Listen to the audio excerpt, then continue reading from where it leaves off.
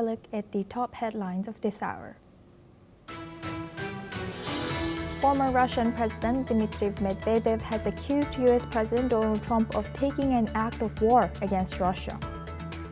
After the U.S. cancelled a summit with Putin amid imposed sanctions on two major Russian oil companies, Medvedev, now a deputy chairman of Russia's Security Council, has said that Trump had fully embarked on the war path.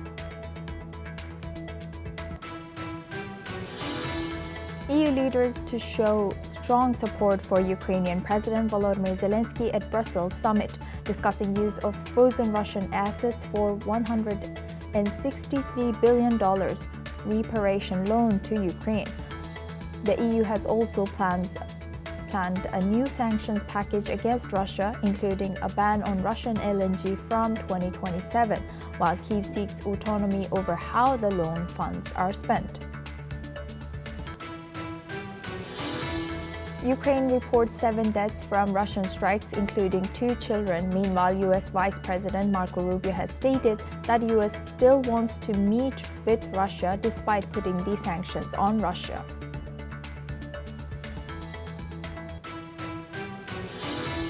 Egyptian President Abdel Fattah al-Sisi has arrived in Brussels for the first ever EU-Egypt summit aimed at strengthening political and economic ties under the 2024 Strategic and Comprehensive Partnership. The summit also focused on Egypt's crucial role in maintaining the Gaza ceasefire and leading post-conflict reconstruction efforts.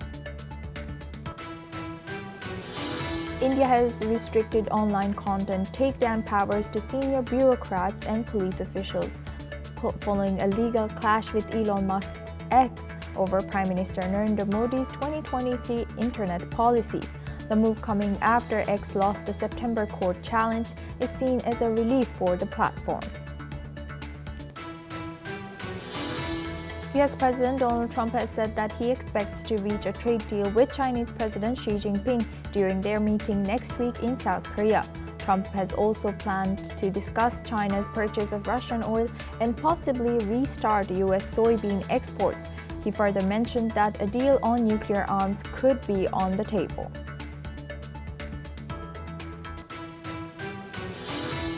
Israeli Prime Minister Benjamin Netanyahu hints at opposition to any Turkish security forces being deployed in Gaza during a meeting with UN on the second day of Vance's visit.